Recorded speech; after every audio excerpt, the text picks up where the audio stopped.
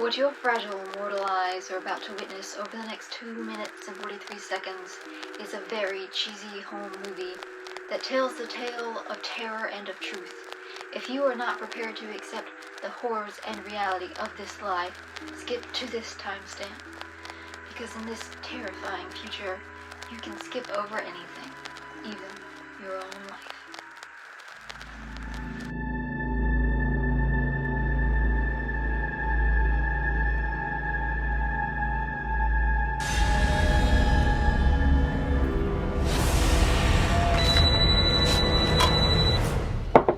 Hello? Hello? Who is this? Oh, wrong number apparently. Bye. Wait, don't hang up. I want to talk to you for a second. Okay. You like scary movies? Of course I do. What's your favorite scary movie? Oh, probably Scream. Is that the one where the guy had knives for fingers? No, it's the one that we're in right now, silly. You never told me your name. Why do you want to know? So I want to know who I'm looking at. What? I want to know who I'm talking to. What do you think I said? Okay, you scared me. I thought somebody was like in my house or something. Don't do that. Have you ever seen Stab? It's a girl at home, alone. She answers a wrong number and starts talking with the killer who makes her play a game. Would you like to play a game? No, that's Scream again. Stab is the fake movie inside of the Scream movie franchise that's meant to be a meta-commentary on the original films themselves. You really don't know anything about horror, do you? Who even are you? The question isn't who am I? The question is where am I? Okay. Where are you? I'm right behind you.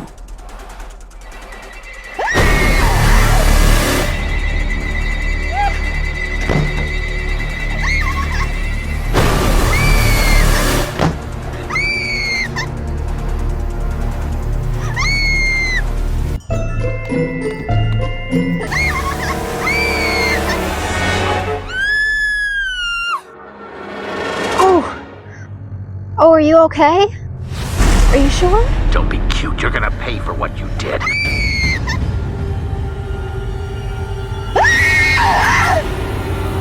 Welcome to the final act. No, wait, you can't do that.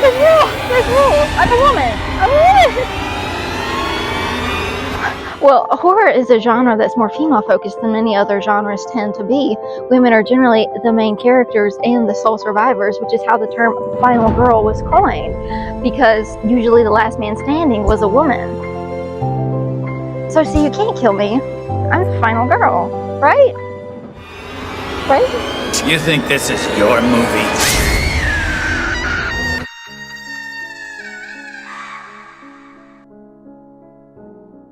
Hello friends and enemies, and welcome to my channel. I'm Silver Fox, and if you're new here, on this channel I talk about classic literature, films, pop culture, and whatever I feel like talking about. And today I really want to talk about women in horror. Since it's Halloween, I thought I would talk about horror, specifically feminism and misogyny in the horror genre. I will be talking about my favorite final girls, my favorite horror movies, some various aspects of the horror genre, as well as wearing some outfits throughout the video inspired by some of the great women in horror. I will be diving into some of my favorite slashers and thrillers and dark comedies and everything horror and Halloween. Although I will be getting into some darker topics and themes throughout this video, overall I really just want this to be a fun video for Halloween, where we talk about our favorite horror movies, our favorite women in horror, where we wear Halloween costumes and have a fun treat, and just have a good time, because it's Halloween. And hopefully provide you with some new horror recommendations and some thoughtful commentary on the genre. But before we get into it, a couple things. Okay, so first off, a quick trigger warning. We will occasionally be talking about violence against women, sexual assault, racism, and violence in general, because we're going to be talking about horror and slashers and all of that. I will not be showing any gory footage or anything like that, but there will be a discussion around this because this is the Halloween special. So I'm sure you can infer some of the stuff we're going to be talking about, but I really wanted to just give that trigger warning because I don't want anyone to be hurt by this video. If you think this is something that could be harmful or triggering for you, please put your mental health first and maybe skip this one. Alrighty. If you don't like hearing anything that's not directly related to the topic, timestamp here so you can skip. But new microphone. Those who've been with me for a while know that I've been on a microphone journey, and I finally got this podcast mic, and boy am I terrified that there's not going to be any sound when I watch this back. Oh. A couple of things. One, I didn't realize when I got this that it required having a laptop or a desktop or something in order to edit the audio in any way. So I know there's going to be static in this, and I am so sorry. I really thought, when I was looking it up, it said there was an app you could download, and I'm like, yay, I need one that I can change the audio through the app. Apparently I can't read, which is super embarrassing for me, but it's an app apparently only available for Android. Otherwise, you need a desktop, and I do not have a laptop. I cannot afford one. So the audio it is what it is, and I am really sorry. I really want to improve my audio, and I know I've gotten quite a lot of comments about, you should fix this, you should change that, you should work with the EQ and all that stuff. I don't know what that is.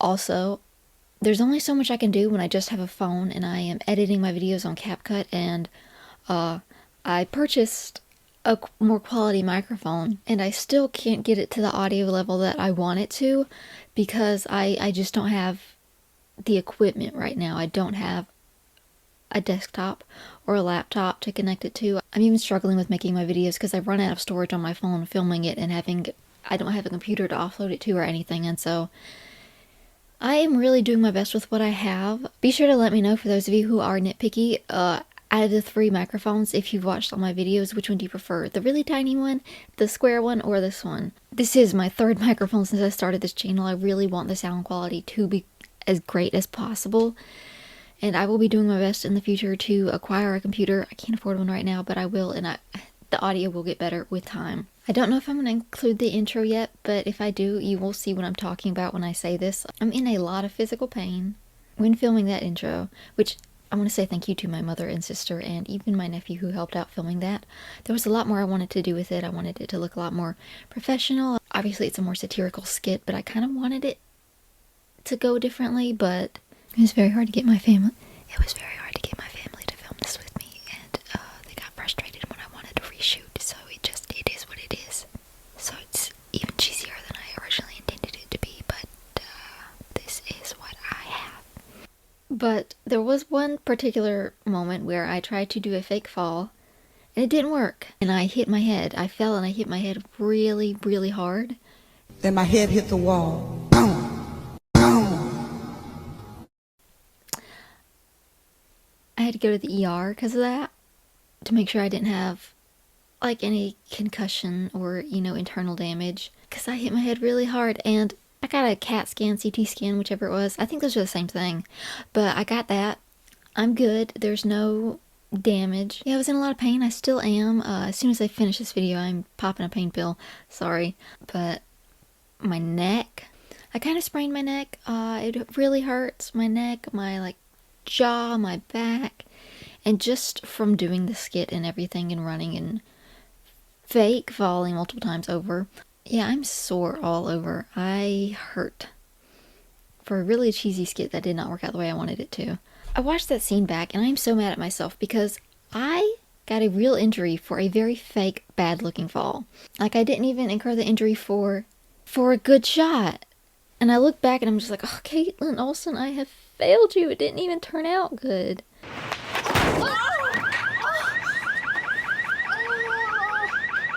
That shot is staying in regardless, though. I suffered for that. I'm definitely not qualified to do my own stunts, but I did. I fell multiple times. I got really hurt. Also, if you spotted all the different horror movies referenced in there, you're a real one. Start off with Texas Chainsaw Massacre. The phone calls were voices from actual Scream movies. If you know which Scream movies each line was from, you're a real one. I had a reference to Scream 4 at the end there. And the stupid looking running was, a Scream and Scary Movie ref. I'm sorry if my complicated life is an inconvenience to your perfect existence. Cindy. Send. So that was the intro, and that's how that came to be. I wanted to do a little cheesy introduction. Let's get right into it. I am so excited about today's topic. I love Halloween. I love horror movies. I have a lot to talk about. So make sure to get a nice coffee or your sweet treat of choice and buckle up, enjoy the ride.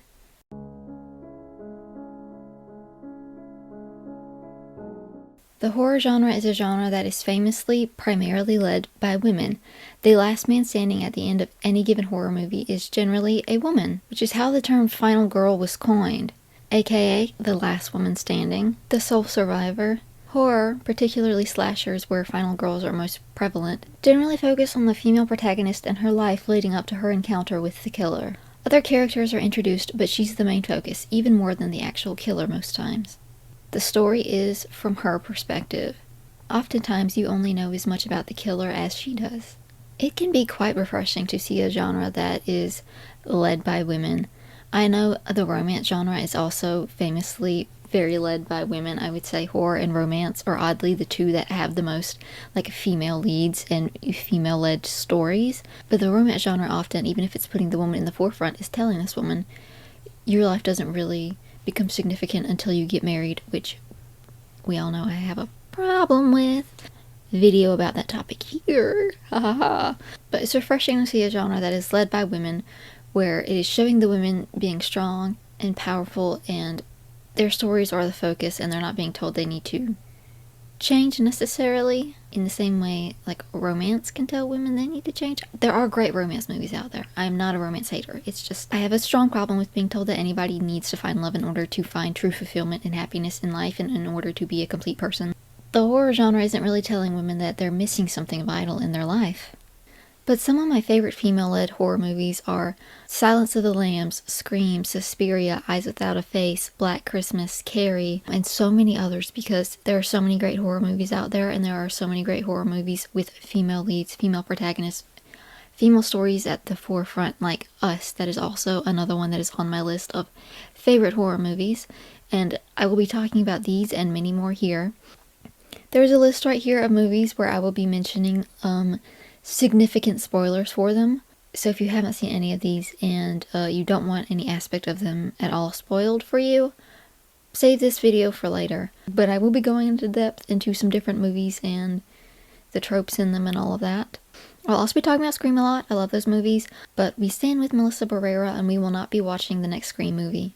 I want to make it very clear about that. I will be glazing these movies a bit in this video because frankly they're my favorite slasher franchise, but speaking out against a genocide should not be a fireable offense, and we stand with her and Jenna Ortega and everyone who left in solidarity with her, and we will not be watching the next movie, which is a bummer that they had to go and screw that up. But there are bigger issues at play there than just not getting to watch the next installment of a franchise that I like. So, yeah. Sorry for all those introductions. I know people hate long introductions. I hate long introductions, but you know what? A girl's got a yap. So I thought I would start off this video with one of my favorite women in all of horror, which is why I'm starting off the video wearing this outfit inspired by her. We're starting off talking about Shelley Duvall as Wendy Torrance in The Shining. I absolutely love Shelley Duvall, okay? She was an amazingly talented actress, a fashion icon, a queen. She portrayed Wendy so beautifully and powerfully that it really frustrates me how often people talk down on her performance and say she was overacting. Wendy was a woman isolated and mentally tortured by her husband Jack, in a place where she could not escape. He took her away from absolutely everything in her life before eventually trying to murder her. Luckily, she got away, but it is a dark tale of her trying to rekindle her marriage with Jack and make things work before he eventually just goes straight off the deep end. Shelley's very raw portrayal of a horrified and broken down woman is a masterclass in acting. There is a reason The Shining is a classic horror movie, and you cannot give all that credit to Jack or even to Kubrick. Shelley Duvall carried. Speaking of carried, Carrie, a horror classic that was also written by Stephen King, like The Shining, about a young girl enduring physical and psychological torture from her religious mother. I didn't sin, Mama.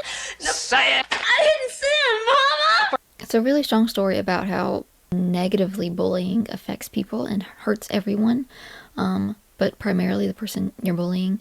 An interesting aspect of the story is that in the book, Carrie was fat, and that was a major reason why she actually got bullied. They weren't just bullying her because she was weird, she had a weird mom. They were bullying her because she wasn't conventionally attractive. And while I love Sissy Spacek, don't we all, Every one of the many film adaptations of the story Carrie tends to ignore that really pivotal detail. Because how dare they cast a woman who doesn't fit the very narrow beauty standard, even if that's what the story itself was actually criticizing. Carrie is very wrongfully hated on for being fat.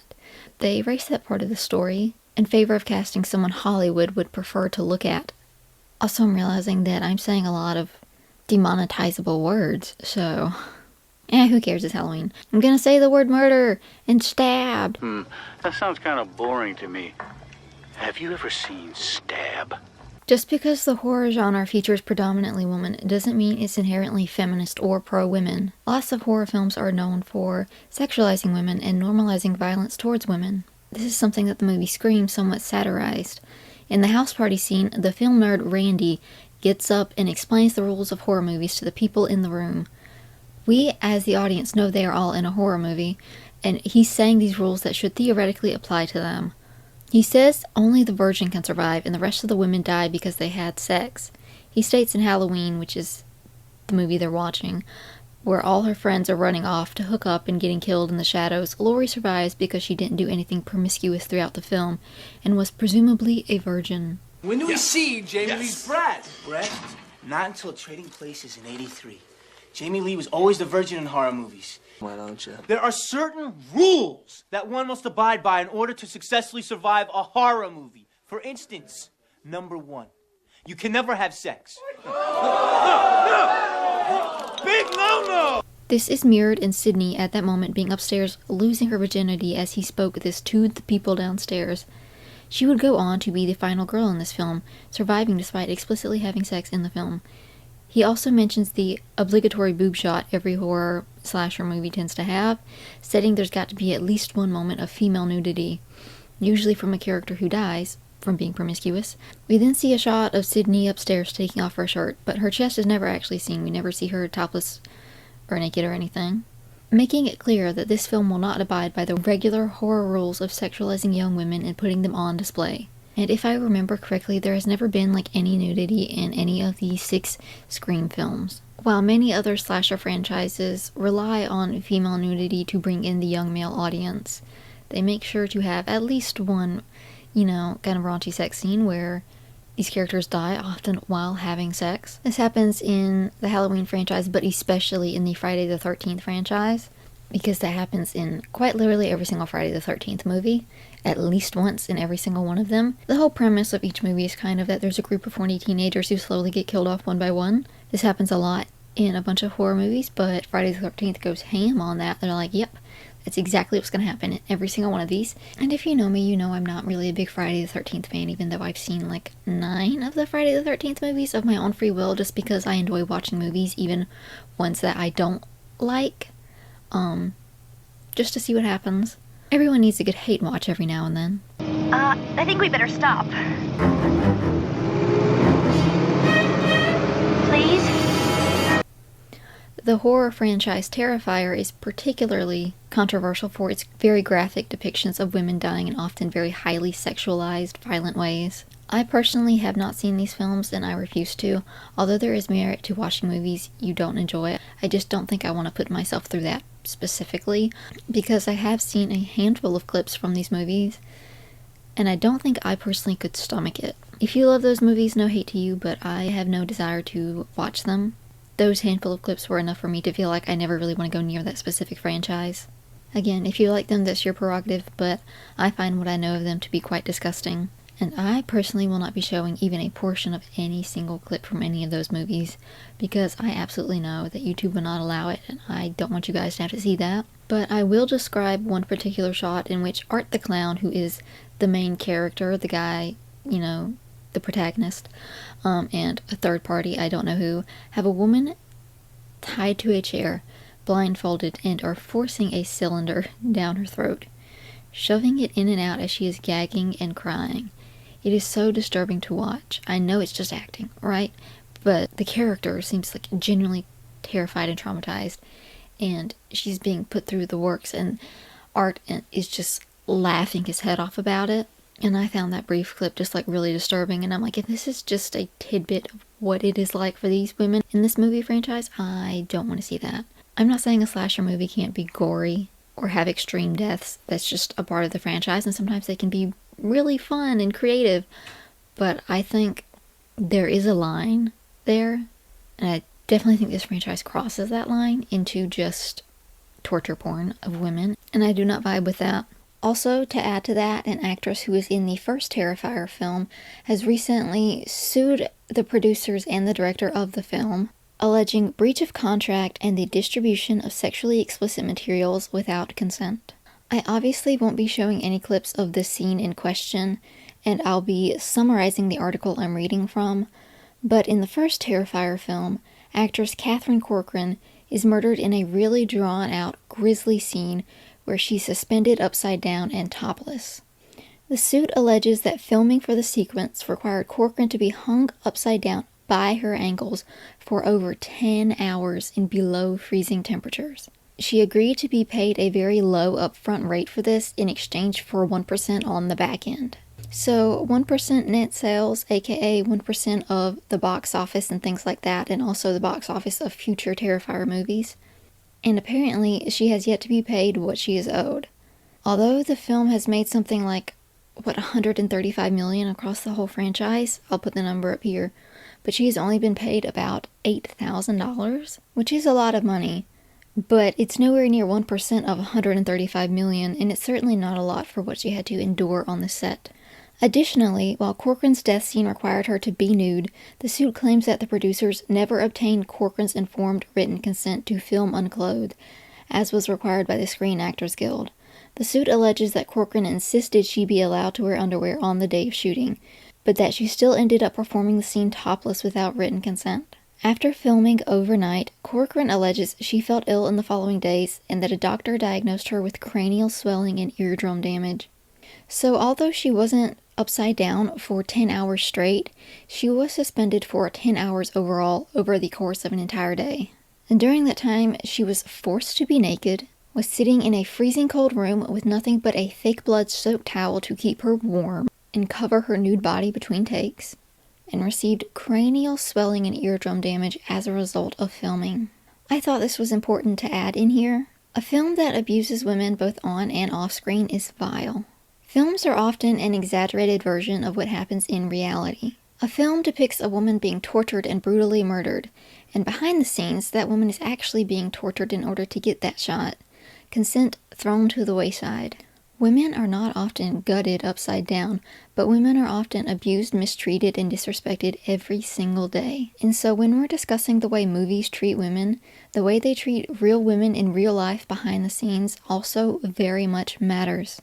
Although this is historically a very woman-led genre, it can absolutely be a place for violent misogyny to thrive under the guise of artistic expression. Using the excuse in terms of Terrifier that they also kill men in these movies doesn't negate the fact that the women often die in much more violent, sexualized, horrifically torturous ways. And I absolutely could talk so long about misogyny in the horror franchise, and I talk a lot about misogyny and feminism in general, and I've gotten a lot of negative comments from people saying like, oh, like, why are you making this a gendered issue? Because it is a gendered issue. Like, what do you want me to do? I wish more men would realize, like, women saying that women sometimes suffer in certain circumstances is not indictment against you as a person, as a man. And it's very frustrating when people feel personally called out by me saying like, oh yeah, the beauty industry targets women's insecurities and profits off of it, and we should maybe change that. And I say AI will be used negatively against women by allowing people to create revenge porn in sexually explicit images that women did not agree to be a part of. And people are like, why do you have to bring that into it? Because it is a real issue that really exists. And so I'm going to talk about it. And I'm not going to apologize for that, especially when it's like relevant to what I'm talking about.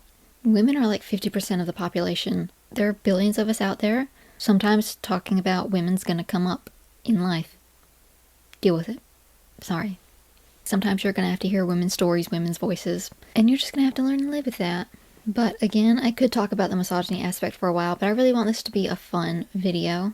And every time I try to make a fun, lighthearted video, I end up getting down into the nitty-gritty, the deep dark of it all, and I end up making it not so fun, and I really don't want to do that today. Because it's Halloween. You know, it's Halloween. I guess everyone's entitled to one good scare, huh? Yes, sir.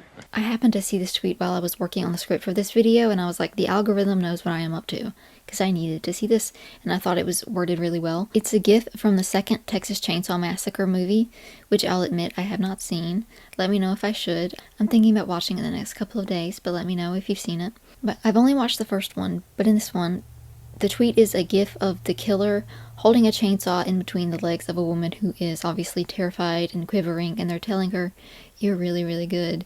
This gif was quoted with the tweet saying, "A few days ago I was thinking about how eroticized violence towards female characters is in the horror genre, and how their scenes tend to have more prolonged and gratuitous torture, with an emphasis on their fear and emotional suffering compared to male characters." Which I thought just stated it perfectly. I can think of plenty of times in horror when the male deaths were quick and dramatic, and sometimes even happened off-screen, but the women were given slow and painful deaths. In the movie Evil Dead, one woman is basically being mentally tortured by staying in the cabin in a way that the other characters aren't. They are kind of freaked out, but they're not terrified in the same way she is, and they don't see what she's seeing, and they're not tortured in the way she is. And she ends up getting sexually assaulted by the plants in the woods in this movie. That does not happen to literally any other character in the movie. No other character gets attacked even, close to that. And although I enjoy the Evil Dead, franchise as a whole, and I do enjoy that movie except for that one scene, it's just an example of how the women get more physically and psychologically tortured in the way the men do not. Even if it, just really isn't necessary. But even if the women's murders weren't particularly sexual in nature, the focus was more so on their pain than that of their male counterparts enduring the same fate.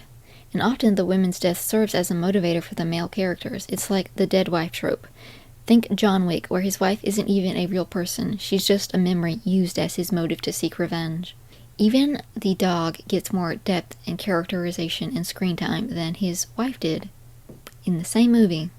There is a popular literary trope around this phenomenon called women in refrigerators. It's a term coined by Gail Simone in 1999 to describe a literary trope which involves female characters facing disproportionate harm, such as death, maiming, or assault, to serve as plot devices to motivate male characters, an event colloquially known as fridging, named after an incident in Forced Entry, Green Lantern Volume 3. The story includes a scene in which the title hero, Kyle Rayner, comes home to his apartment to find that the villain, Major Force, has killed Rayner's girlfriend, Alexandra DeWitt, and stuffed her into a refrigerator. I mean, in American Psycho, Patrick Bateman actually had women in his fridge. And although I enjoyed that film, and I'm not hating on it, and it was directed by a woman and had pretty good commentary in the film, and overall it's a very fun, dark comedy, it still did fall into misogyny in its own ways, such as only showing women completely nude. Even when Christian Bale was butt naked with nothing but a chainsaw, he still got to cover his privates. And not that I particularly need a full frontal from him, or anyone for that matter. It's always quite interesting to me how female nudity is a lot more acceptable in film than male nudity. Just think, how often do you see a man bare naked in a film compared to women? Why is it so much more acceptable to put women's naked bodies on display than it is to put a man's naked body on display? Is it because it's an uncomfortable thing to have to do in front of the camera, and they're more willing to make a woman do it than a man? Even PG movies were allowed to show naked women in certain contexts, but never men. If you showed a naked man in a movie, it would never pass the PG standard. There are a couple movies that are PG that have naked women in them. Dead Poet Society. That's another movie I love, but they show, when they're in the cave, they show off a poster from a porno mag with a naked woman. You see her naked. I think that happened in 16 Candles also. Was that it? There are several movies where this happens, where we see a woman on full display. Imagine that being a male character and it being classed as PG. It just wouldn't happen. I have to return some videotapes. Okay, costume change. This outfit is inspired by Olivia Hussey in the movie Black Christmas, a horror classic that I'll be talking about later. Well, it's supposed to be a Black Christmas look, but I just sort of look like a waiter. Like, she was serving, and I'm serving you your dinner. That's how I feel right now. But we're going with it. But anyway, despite women often being the main focus, it's not always a positive thing. But even if they endure unimaginable horrors along the way, women are more likely to survive than men. This is also true in real life. And while horror is really the only genre where women have an upper hand, this often doesn't extend to black women, who are often entirely excluded or killed off early for shock value. It has become so well recognized that black characters often do not survive horror films that it has become its own trope. You can even find many horror films that acknowledge this themselves and will have a black character say, "Oh no, I'm not going to survive, they always kill off the black character first." And it's supposed to be a meta commentary on racism, but then those films will still kill off the black character anyway. So, like, what were we trying to do there? Well, no, all I'm saying is that the horror genre is historical for excluding the African-American element. This is why Jordan Peele is such an important figure in modern pop culture. He's done something that hadn't really been done before, at least not successfully, which is creating horror movies around black actors, black characters, and having them be the center of the story and not get killed off. Movies starring black characters written and created by black people. Stories told from their perspective where the black characters actually survive until the end because the cast is 99% black and people of color, as opposed to just being the token black guy who gets killed off halfway through. Even Scream 2 tries to make a commentary on racism in the horror genre by having the opening kill be two black characters who acknowledge the racism in life and in the horror genre. But then that movie does go on to kill 3 out of the 4 black people in that film. Besides, brothers don't last long in situations like this. In fact, the opening kill, Jada Pinkett Smith, bleeds out in front of an entire theater of people as she is screaming for help. And no one does anything about it because they think she's pretending, which could be interpreted as a very insensitive opening, or intentionally highlighting how the pain of black women is almost never taken seriously. This is a woman who was bleeding out, blood pouring down her face. She was screaming. She got up on stage in front of everyone so someone would do something, and they just watched, and she died. Because her pain was not real to them. But in the Jordan Peele cinematic universe, their pain is real because they are real people, not token characters. And sorry to glaze Jordan Peele, but he really has paved the way. There have been a lot more black leading characters in more horror and thriller movies since the success of Get Out in 2017. So often in real life and in horror, women's fears and pain is belittled, but especially with women of color. I think of how prevalent medical misogyny is, especially against black women. How in every area of life, women of color, particularly black women, are simply not taken seriously. So it makes me really happy to see a lot more black women leading in the horror genre and in films in general. But particularly horror, because I just love that genre, and that's one that I watch a lot. And I promise I'm not here just to complain about the genre. I do love horror movies. I do love movies in general. I am a huge cinephile. But as we all kind of know, the people who are really passionate about something are also the people who will probably complain about it the most. But on that note, women not being taken seriously in horror is very, very common. But it happens so often to the point that it can be deeply frustrating. I've seen a lot of people satirizing just how often that happens and how women get just absolutely mocked by other characters in the films that they're in for believing something bad is happening to them. I saw her. Saw who? Anna. Honey, Anna's been dead for 8 years. You were at her funeral. I saw her, and there was this weird note on a package today. A weird note? Yeah, it said your choices are endless, but not in the consumer way, in the you've made bad decisions way. Look, Laura, what if we took that trip to Maine we've been talking about forever? Or I have that therapist friend. Something is happening, and I will get to the bottom of it, whether you like it or not. Is this because I'm working so hard for this promotion? You know how much this means to me.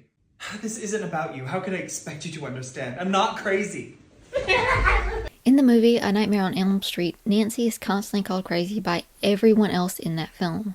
Even other people who experienced bad things happening to them and experienced these nightmares with Freddy, like she did.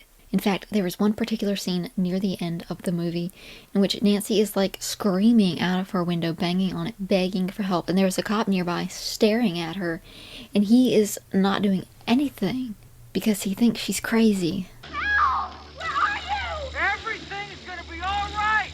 Everything's under control! In the film The Omen, Catherine, played by Lee Remick, is convinced that something is wrong with her son, that he is not her son, that he's maybe even evil and he's doing something devious, and she's kind of afraid of him, and she's just so worried and stressed about everything. And spoiler alert for this movie, but she is completely right. He is not her kid. He is the literal spawn of Satan. At the very beginning of the movie, this is in the intro. This isn't really a spoiler, this happens in the beginning, but she gives birth, the baby is stillborn, but she doesn't know because they immediately take the baby away and she's, in recovery. And somewhere else in the hospital, the mother dies giving birth and the baby lives. And so this guy, he was a priest or something. I don't remember because it's been a while since I've seen the movie, but he comes up to Gregory Peck, who plays her husband Robert, and he's like, hey, I know what you should do. You should give this baby to your wife and say that this is her son, so she doesn't have to deal with the loss, and this baby will have a parent and she'll have a son and it'll all work out. Crazy way to start the movie. Crazy thing to actually do. But she just can feel in her heart that, like, something has happened. She fully believes in her head. She's like, I think my son died and this isn't my son. And her husband knows that's true because he's the one who switched out the babies. And instead of admitting it, he sends her to therapy to get help. He straight up gaslights her into thinking she's crazy. And speaking of gaslight, a film that helped pioneer the thriller genre was the 1944 movie Gaslight, which is how the term gaslighting was coined. It's a movie about this guy trying to make his wife think she's going insane.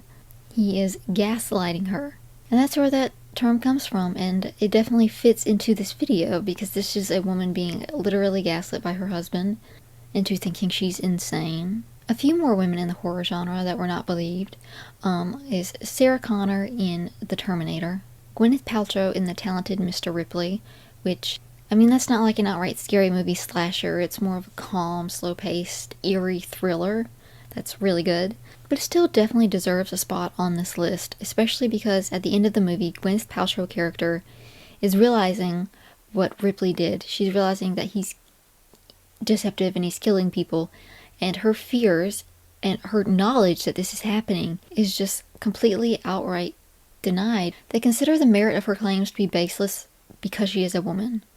They're like, oh, women, they just don't get us men like we do. It's just her womanly fears. She's killing people. He's killing people! And she knows it. And they don't believe her because she is a woman. A woman in distress. You can't take those ladies seriously, can you, buddy? I know it was you. I know it was you, Marge. I know it was you! Marge! Please! No, you killed Becky! Marge! I know! Marge, I know it was you! Marge, please. It's not Tom. Really. Side note, what do you guys think of this cup? I don't know if you guys can see it, but I put this on display for today. This is a painting that I did of Ghostface. What's your favorite scary movie? I cannot do the Ghostface voice for the life of me.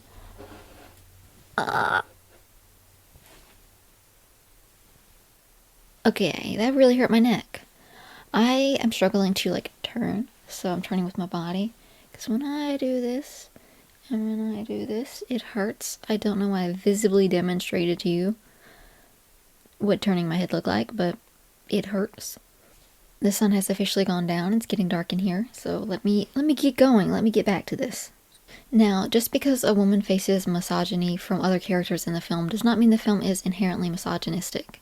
And that's not at all what I'm trying to say. A lot of these films are making a commentary on how these women are not being believed, and that is the point. But I also just wanted to point out how common of a trope this is, to the point that films can satirize the fact that this is happening. For example, in the film Eyes Without a Face, in the movie, this girl's father is trying desperately to find a new face for his daughter, who suffered from an accident and now she's kind of disfigured. And his attempts to do so lead him to kidnapping women and cutting off their faces to give to his daughter, surgically implant on her face to try and make her face heal up nice. This doesn't work and only leads the daughter to be even more distraught with her appearance than she was initially. The father is honestly more upset about her appearance than she was. He's the one seeking out faces to steal. He's the one making her self-conscious. It is a literal patriarchal beauty standard being forced upon her. At the end of the movie, eventually the daughter has had enough and turns on her father and saves this next woman he's about to kill, because this is how many times has he kidnapped women to try and steal her face at this point? But she saves this woman who he's about to cut off her face. She lets her go free, and she walks free away from the house he was keeping her in. And there's this moment where she is just like finally free and she's walking out of her house. And it's the first time she's left the house since her disfigurement. And it's a great but really like sad ending. Because the whole reason this happened is because he's like, my daughter has to be beautiful. I had a beautiful daughter and I want that beautiful daughter back. He would rather become a murderer than have his daughter not be conventionally attractive anymore. And that movie was not promoting this form of misogyny against her, but making a commentary on it. And it's a really good movie, and I love it. If you have not seen Eyes Without a Face, that is a real classic of the genre that I fully recommend. I unfortunately do not have a lot of older thrillers and horror movies on this list to talk about today, but please let me know your favorite classic horror movies and horror movies in general. I'm really struggling to say horror. I keep saying horror movies. That's not good. You gotta stretch out that R. You gotta stretch out those R's, I think. I was like, I love horror. What? I love horror. But let me know your favorites in the comments below. Let me know if you want me to make videos about those, or if you just want me to watch them. I will add them to my watch list. I want horror recommendations galore. But now I will use this moment to segue into a more positive topic, the things I love about horror movies. I'm trying really hard not to make this like a fully critical video and just have some fun analysis. So let me talk about some horror movies that I love. Let's start off with Black Christmas, since I'm wearing this right now. It's him again! The Mona!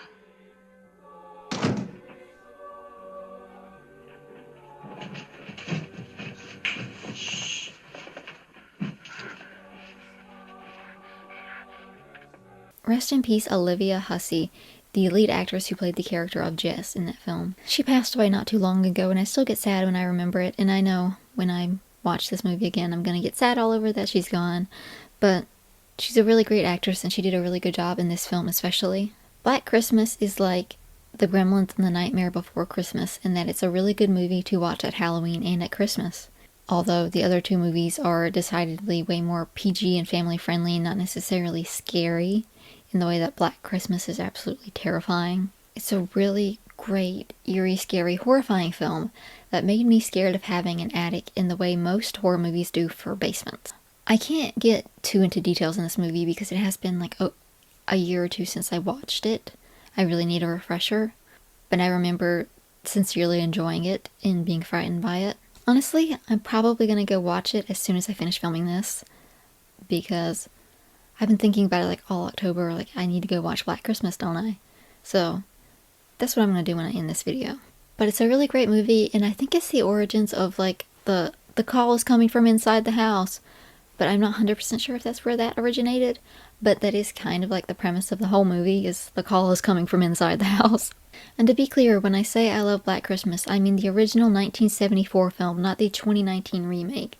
I have not seen that. I don't really have a desire to see that. I'm talking about the OG. And this one might be overrated, but I really love the Blair Witch Project. It's honestly scared me a lot, similar to Black Christmas. Two very different movies, but they're both female-led and really good. And I know some people think the Blair Witch Project is overrated. It is, I think, the most popular found footage film, like, ever. But I honestly think it's very deserving of that title, because I'm not a super huge fan of found footage. I feel it can often be very cheesy, and it can really just take you out of the story to be reminded that they're filming it. But in this case, I really think it added so much to the story that it was found footage. It really worked. It added to their fear and how real their fear felt that they were recording it and like cataloging all of this. And I think it's a really good movie. I recommend that if you've been like iffy, should I watch the Blair Witch Project? It's a popular one. I don't want to be disappointed. I like it, if that means anything at all to you. And bringing it back to Gremlins, I want to take a moment to appreciate the mother in that movie, because she is a boss. There's this moment in the movie where the Mogwai turn into the Gremlins. They turn from these happy little Furbies into the creatures that are going out and like killing everyone. And she comes home to these gremlins in her house, and without any hesitation whatsoever, she goes ham on these guys, right? She's in her kitchen and she's grabbing the knife and she's stabbing. And she puts one into a blender, and I think she even puts one into the microwave, I'm not sure, but she absolutely eviscerates these guys. In under 2 minutes, she takes out like 3 or 4 gremlins, okay? She is the only character in this movie who was able to do that. Everybody else was getting killed by the gremlins because they didn't know what was going on. And she immediately, without even knowing why, she's like, they're attacking me. That's my favorite scene in the whole movie. And I think it's worth watching just for that scene. And I don't ever see anyone else talking about it. No one else ever points it out as their favorite scene in the movie. She took those suckers down. But she was so mother, literally. Like, love her.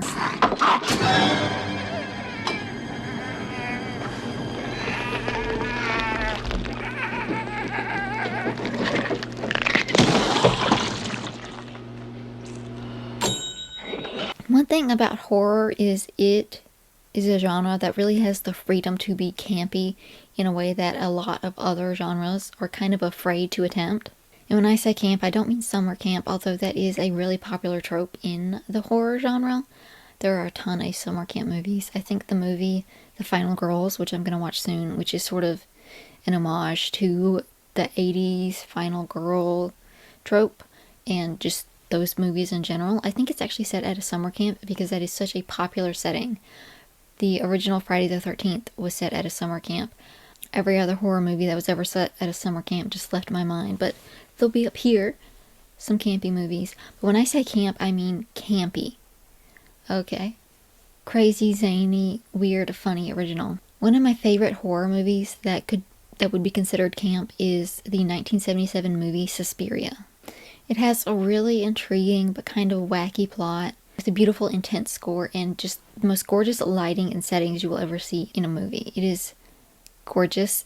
Jessica Harper did a great job as Susie in that movie. She played the role really well. And this was a film that was able to consistently capture my attention throughout the entirety of the film, which is rare in general for there not to really be lulls where you're just kind of losing interest. But especially for me with my really low attention span that struggles to watch anything. Even though I love movies, I really struggle to sit through them because I have the attention span of a goldfish. So it really says a lot that this movie was able to like consistently pique my interest and have me on the edge of my seat wondering what exactly is going on and what is going to happen next and who's going to survive. And some people see it as cheesy. I see it as campy and fun and creative, and I like it. Another one is Blue Velvet, which is a psychosexual mystery thriller thing that it's up for debate as to whether that could be considered camp, but I personally think everything David Lynch ever made could fall into that category. It's a very surrealist movie, very intense and weird and creepy, lots of Oedipus complexes going on there, and I love David Lynch. Some more mainstream horror films that fall into the campy territory are the Evil Dead sequels, The Bride of Chucky, and The Blob. I mean, seriously, The Blob, a movie about, if I remember correctly, it comes down like from a meteor and it's just this literally amorphous blob that attacks people and absorbs them, and it's taking over a whole town. It is so stupid, honestly, but so fun and campy. But the original one from the 50s takes itself way too seriously. It really wants you to be absolutely scared to death, terrified of this blob. Like, I'm sorry, Lightning McQueen, but that just, you ain't got me terrified. Some films that I think fall into the camp territory that I've been wanting to watch, but I haven't had time to watch or haven't been able to find on streaming are Reanimator, which it looks so fun, I really want to watch that. Death Becomes Her, and the film The Final Girls, which I mentioned earlier. I really want to watch that. I wanted to watch that specifically to prep for this video, but I didn't have time. I am really struggling with time here, because everything keeps getting delayed. Getting injured, hurting my neck, has really slowed me down. And I didn't have time to put this off until later when I watched the movies because, well, Halloween is coming up quick and I really want to get this out on time.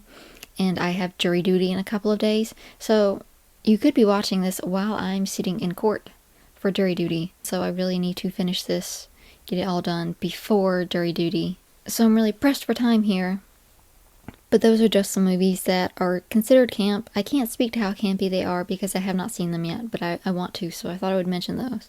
And another movie that isn't technically horror, but is a Halloween movie that very much fits the campy vibe is Beetlejuice.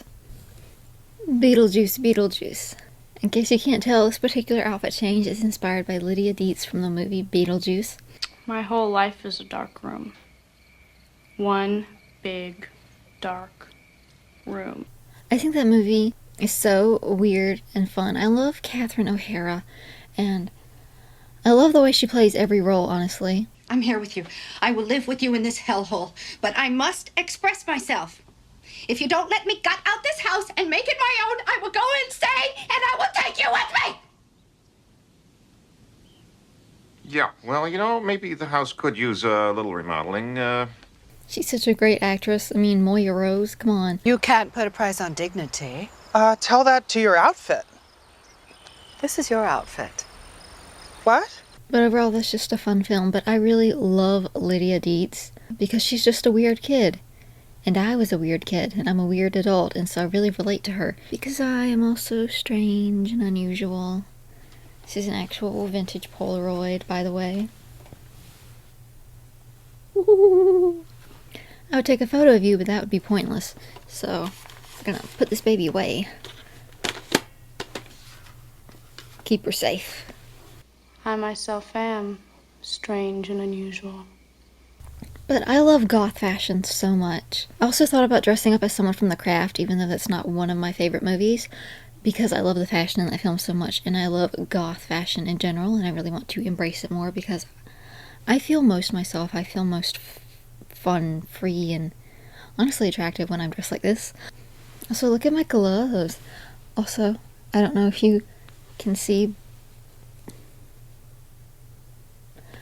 but these are my Halloween nails. They're black and orange glitter that move and change color with the light. But I really want to embrace this style a lot more. And I also recently bought some white foundation, so you might be seeing some more goth looks from me in the future. Even though I know everyone finds like goth southern to be like a really weird thing. Like anytime I've ever seen anyone else who is goth, alternative, etc., and they are from the South, which by the way, there are a lot of us here. It's not uncommon to see here, but to people outside of the South, when they discover that there are Southern people who also look like this, dress like this, have these same styles and beliefs, etc., they're always like, I didn't know Southern goth people existed. And that's how I know you've never been to the South, because there are so many like goth and alternative people in the South. It is not a rare thing here. But I feel so cute. I bought this hat just for this, to be Lydia Dietz. And I got this shirt. I got the button up too. I got this shirt at Goodwill, and I'm kind of obsessed with it. I didn't think I would like it so much when I put it on. We got the tights, of course. We got denim skirt I bought on sale. It's long. We have button up from Goodwill. It took so many washes to get the old lady smell out of this. And then we have this lacy top also from Goodwill. We have the choker that my sister gave me. Hat I bought new just to complete the fit. I think this was an $11 hat, so the most expensive piece of my entire wardrobe, by the way. Gloves, which I also bought new to complete the fit, but they were really cheap, so. One thing about goth fashion is it really does prioritize like upcycling, reusing, and changing, and thrifting and all that stuff. And so I love getting my goth stuff from like thrifting and secondhand sources, also just in general.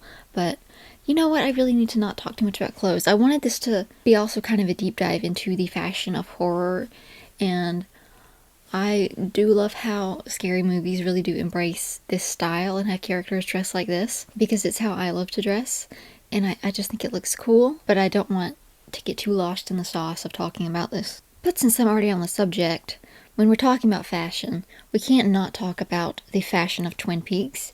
Some of my all-time favorite women in horror or dark comedy or surrealist supernatural thriller, however you want to categorize Twin Peaks. Some of my all-time favorites from that are Laura Palmer, Donna Hayward, Lucy Moran, Shelley Johnson, Josie Packard, the one and only Audrey Horne. Twin Peaks is full of so many wonderful and three-dimensional, interesting women who all dress awesome. Twin Peaks has some of the best fashion ever from like any movie or TV show or anything, in my opinion. The fits ate every single time.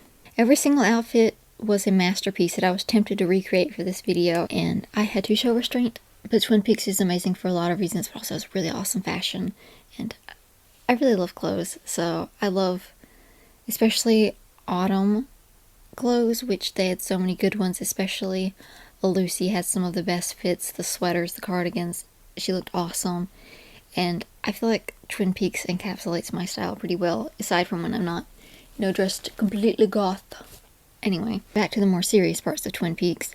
Laura Palmer is not a final girl. She is dead before the first episode even starts, and yet she haunts the narrative and is in pretty much every scene, whether it's literally being there or influencing the other characters, their own story arcs, their motives in how they deal with things. She is in the very first scene and in the very last scene of the show, and the film Fire Walk with Me really focuses around her life and her circumstances and all the tragedies leading up to the TV show. So she is actually alive in that one, and it's, about her. Laura Palmer is a very interesting and unique and tragic character. David Lynch is honestly one of the only men who could write a character like that and do her justice and not stumble into so many of the other pitfalls male writers fall into when they write female characters, because Laura Palmer is a really interesting three-dimensional character, and every woman in Twin Peaks has their very own unique storylines and characterizations, and they all feel like real people with like their own full stories. They don't feel two-dimensional the way a lot of women feel in TV and in movies. And I'm sorry, I really love Twin Peaks. I love David Lynch. I could go on forever about Twin Peaks and how it portrays the trauma of women, but I don't know if y'all would say this counts as an entry into a final girl video, because it is a TV show and it's not technically horror. So I won't go too much into that now, but let me know if that is something you want me to do in the future, if you want me to do a deep dive into Twin Peaks, because I will absolutely do that if y'all want that. And I love this outfit, but this hat is really kind of getting in the way, so I'm gonna change and be right back. Now, we begin by coveting what we see every day. Don't you feel eyes moving over your body, Clarice? And don't your eyes seek out the things you want? All right, yes. Now please tell me how.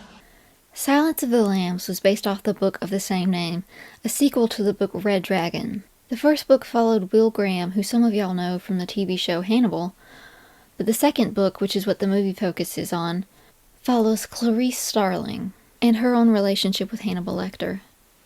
One focus of the film is how men in her own field view her.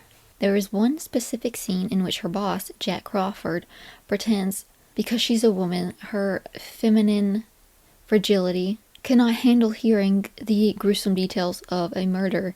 He says this to a bunch of other cops as an excuse to get them to walk away with him and talk with him in private. This causes all the men who were already side-eyeing her, like, what is she doing here, to then look at her like she is a little kid in her dad's suit. Speaking of, this is my mom's blazer. It's from the 90s, that's why there's shoulder pads in it. So this is authentic to the time period the movie was filmed in. She is an FBI agent, and these local police are looking down on her, like she shouldn't even be there. She later calls Crawford out on this, and said the thing he says to other people has an effect. It changes things. He tried to say it was necessary to have an excuse to pull these other men away, but she didn't let him get away with it. She lets him know, the way you treat me affects the way these other people, other men, treat me. And although it's not specifically stated, it's kind of implied that by extension it affects the way they treat other women if they're shown this is how you behave towards a woman. So it matters. He needs to set an example as the boss to treat everyone equally. Matters, Mr. Crawford. Cops look at you to see how to act. Matters. Point taken. Clarice Starling was an incredibly smart, bold, and brave woman in an incredibly well-directed and well-acted film. And for that reason, she is on my list of favorite final girls. She's also on the list of people I've been told I sound like. Dr. Lecter. Dr. Lecter? Dr. Lecter! Dr. Lecter. Dr. Lecter. Dr. Lecter. This film, unfortunately, did also fall into the trope of having a two-dimensional token black best friend. In the film, Clarice had a friend named Ardelia who she studied with and talked over problems with, but she only shows up for a few seconds in a couple of scenes. We know absolutely nothing about her, and she only exists to push Clarice's story forward. We don't even know how long she's been at this job, what her goal is. We don't even really know her name. In fact, when you Google the cast of this movie, she doesn't even show up. I had to go to IMDb to look up the name of her character for this video. She is literally only there to help Clarice study and be a sounding board for her ideas about Hannibal Lecter and Buffalo Bill. And I'm not saying that this character was like a bad character, that she was poorly acted or anything. It was just a lackluster script for her character specifically. An article from TV Tropes discussing the token black friend says, "Your black best friend is sassy. She's never too busy to lend an ear or come along on her wacky schemes. She is flawless to the point of being unreal.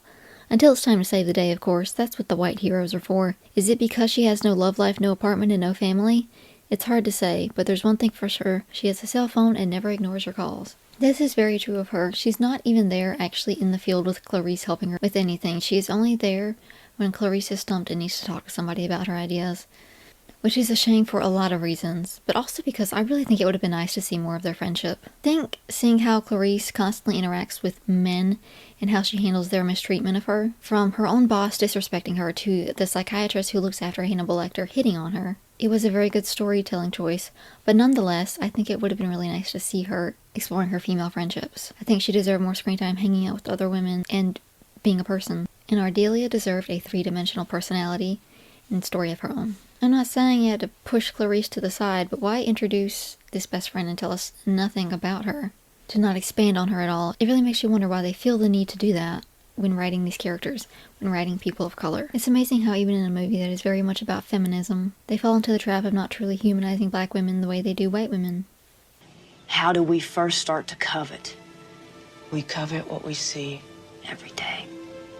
I think it's so important to be conscious of what you're watching and to be willing to be critical even of the things that you love.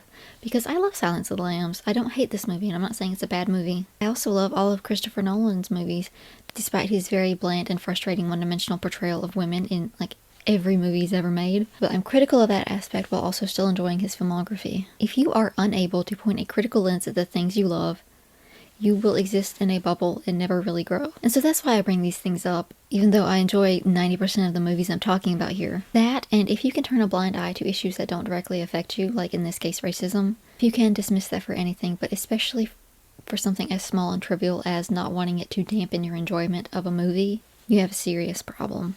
Sorry if that sounds preachy, me being a white woman here talking about racism and all that stuff, but I don't want to make a whole video about feminism in horror and gloss over women of color and how they get portrayed in horror.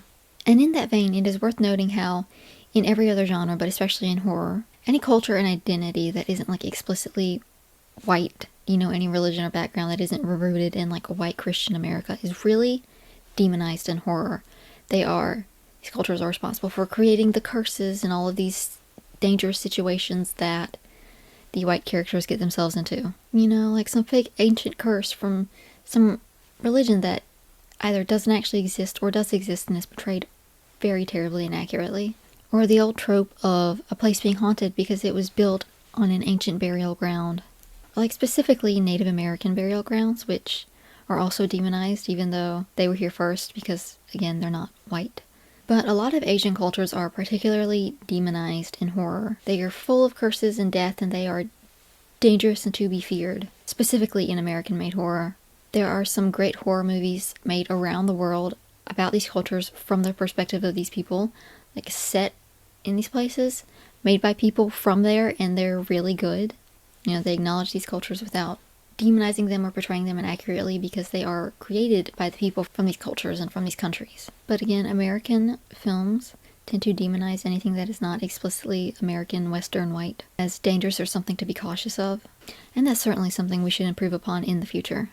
And I think that we will. I know the future of America can look pretty daggum dark right now, but I believe things will get better, and we have to have hope that things will get better in order for things to get better. Like, if we give up hope, it will definitely get worse. And I know these are just movies I'm talking about, but movies are a microcosm of the culture at large. So the way we portray people in them matters. Matters. Point taken. It makes a difference, and it can influence the way people think about other people. If you're constantly demonizing non-Western culture in your Western movies, that is going to send a message to the people who watch these movies and are constantly bombarded by this idea that this is evil, that it's evil. And so we just really need to, like, not do that and not demonize anything that isn't white America. But I have been ranting a lot, and I really want to end this on a positive note. So I do want to steer this conversation back to some of my favorite women in horror in order to close out this video. And sorry, I talk about Scream way too much in this video, but it really is my favorite horror franchise, so I really want to go over a couple of my favorite Scream queens real quick. Let's start with Tatum, who could very easily be perceived as falling into the dumb blonde trope, but honestly she was really tough and smart. She was an incredibly supportive friend to Sydney, and she did not go down without a fight. And also an amazing sense of style. Horror has amazing fashion. I'm sorry, I keep saying horror. Horror. No, please don't kill me, Mr. Ghostface. I want to be in the sequel. And then we of course have Tara, who is my favorite character in the two newer movies. I love Jenna Ortega. She absolutely deserves to be in more scary movies and not stuck in Wednesday. Do you ladies think you're the reason the Ghostface Killer has come to the Big Apple? Oh. Nice try, sweetie. But I've done this dance before. Oh! God. Stay away from us. Kirby is also a queen, and is also one of the only, oops, this character isn't actually dead, characters in the entire Scream franchise. Scream is one of the better franchises in terms of not reviving people from the dead. So many scary movie franchises constantly bring back dead characters when they realize they need to. Scream is really good about finding ways around that, or just introducing new characters. Like, for example, in every single movie there's a different Ghostface. I know it's because of the mystery element, but it really works to not keep bringing back characters who have, like, very explicitly died in the previous movie. But Kirby definitely deserved a return. She was amazing in Scream 4.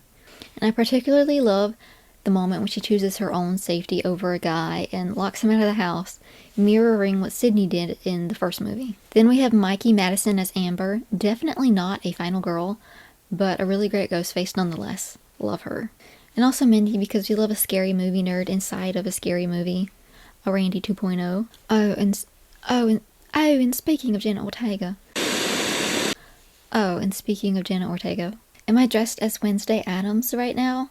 No. Although I love the live-action Addams Family movies, and I think they're another great example of fun, campy, scary movies.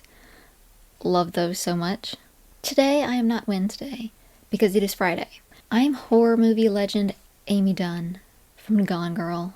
Another killer queen, because she's a cool girl. Cool girl.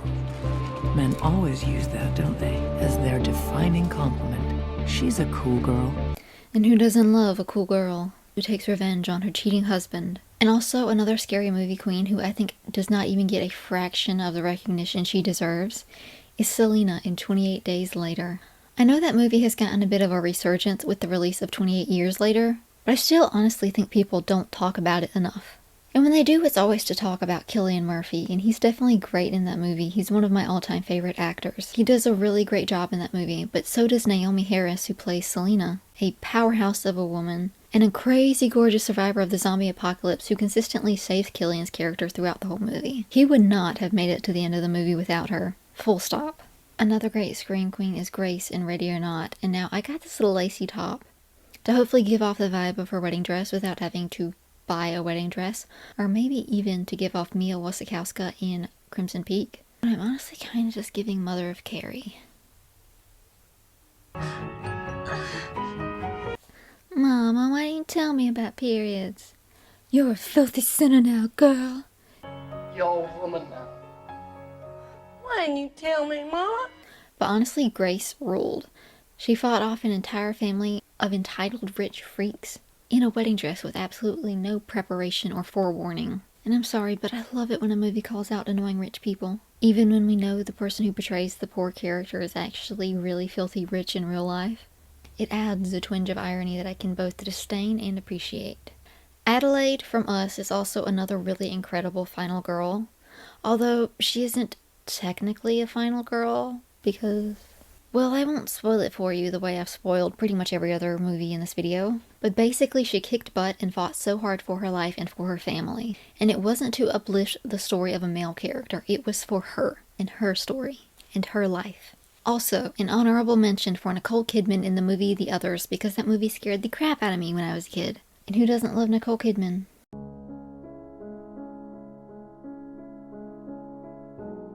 In conclusion, despite all its faults, women dominate the horror genre, and there are so many wonderful on-screen leading ladies, final girls, and tough-as-nails women filled with emotional depth and three-dimensional stories littered throughout the genre if you know where to look. There are definitely things we can improve upon when making horror and movies in general in the future, such as lackluster diversity and the erotization of women's pain, but for the most part, horror is a genre where women are put at the forefront and allowed to actually be seen and heard, and given a level of authority often absent from women in both films and real life.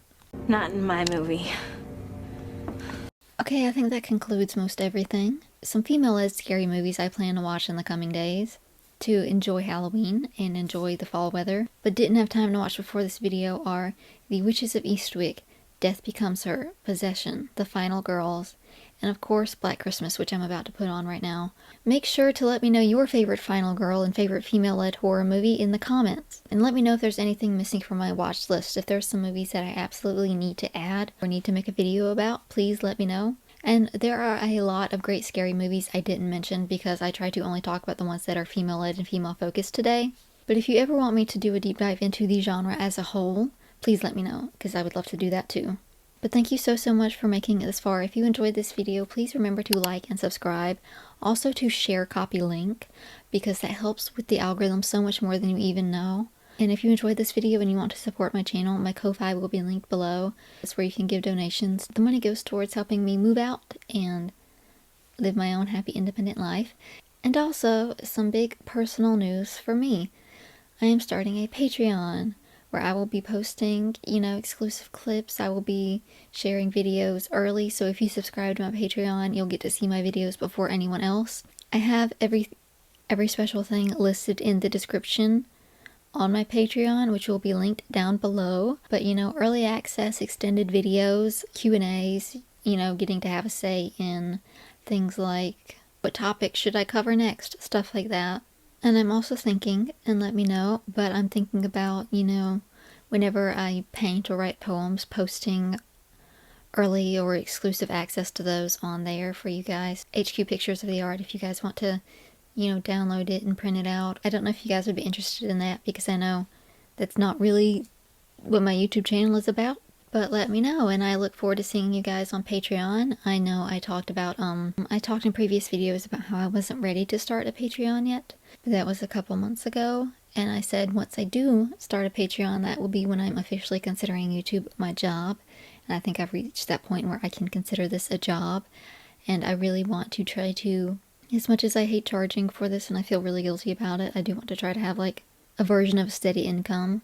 And I want to make sure that when I move out, I'm not going to fall flat on my face and go dirt broke, and that I have like a safe and steady source of income. And so that's what that is going to help with. Thank you guys for making it all the way to the end of this video. I know it was super long today, and I did not mean for it to be this long. I'm ready to go change into a comfy outfit and watch a fun movie and take a pain pill. So I'm gonna leave you guys here. Thank you so much. Have a good day. Happy Halloween, and I'll see you next time. Bye!